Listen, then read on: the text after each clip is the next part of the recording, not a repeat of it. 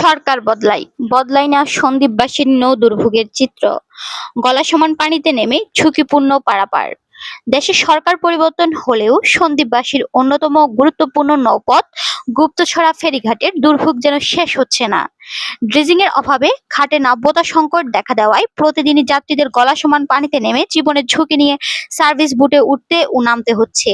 আজ ৩০ জুলাই সকাল ৮টার দিকে গুপ্তছড়া ফেরিঘাটে দেখা যায় নারী, শিশু, বয়স্ক সহ অসংখ্য যাত্রী পানিতে নেমে অত্যন্ত ঝুঁকিপূর্ণভাবে পারাপার করছেন। বিশেষ করে শিশু, বৃদ্ধ ও অসুস্থ যাত্রীদের জন্য এই পরিস্থিতি চরম ভোগান্তির কারণ হয়ে দাঁড়িয়েছে। স্থানীয়দের অভিযোগ, দীর্ঘদিন ধরে ড্রেসিং না হওয়ায় ঘাটে স্বাভাবিকভাবে নৌযান ভিড়তে পারছে না। ফলে যাত্রীদের বাধ্য হয়ে পানিতে নেমে যাতায়াত করতে হচ্ছে। প্রতিদিনই দুর্ঘটনার ঝুঁকি থাকলেও সমস্যার স্থায়ী সমাধানে কার্যকর কোনো উদ্যোগ দৃশ্যমান নয়। দ্বীপবাসীর দাবি, গুপ্তছড়া ফেরিঘাটে জরুরি ভিত্তিতে ড্রেসিং কার্যক্রম পরিচালনা করে নিরাপদ যাত্রী পারাপারের ব্যবস্থা নিশ্চিত করা হোক। অন্যথায় যেকোনো সময় বড় ধরনের দুর্ঘটনা ঘটতে পারে বলে আশঙ্কা করছেন স্থানীয়রা।